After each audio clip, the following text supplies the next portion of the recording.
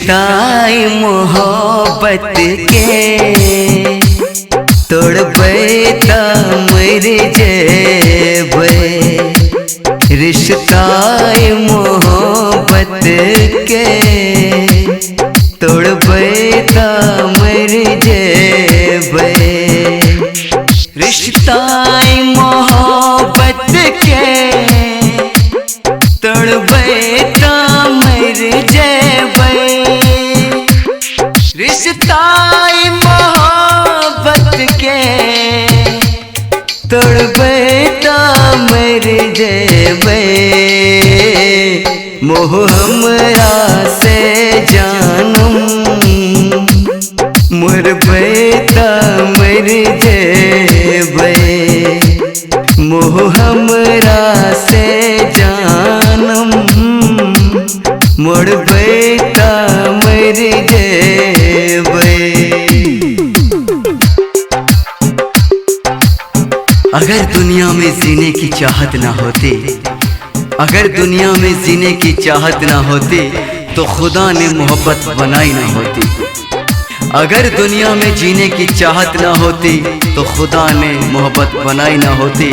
लोग मरने की आरज़ू ना करते अगर मोहब्बत में बेवफाई ना होती। दुई चार कदम चल के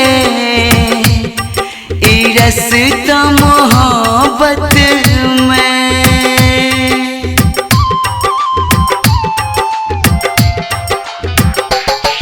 दुई चार कदम चल के रस्ता मोहब्बत में। दुई चार कदम चल के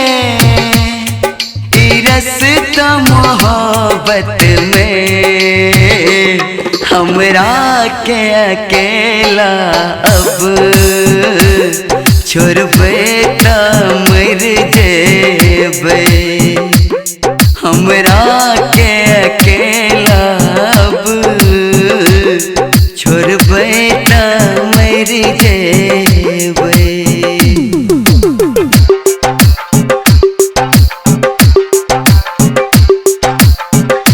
नींद भी नीलाम हो जाती ये बाजारे इश्क में।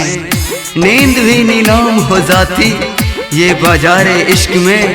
इतना आसान नहीं होता किसी को भूलकर सो जाने में।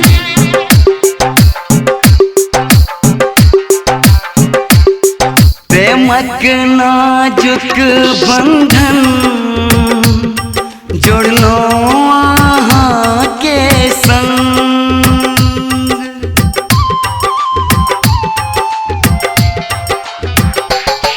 प्रेमक नाजुक बंधन जोड़ लो आहा के संग। प्रेमक नाजुक बंधन जोड़ लो आहा के संग। एकरा के तोड़बे त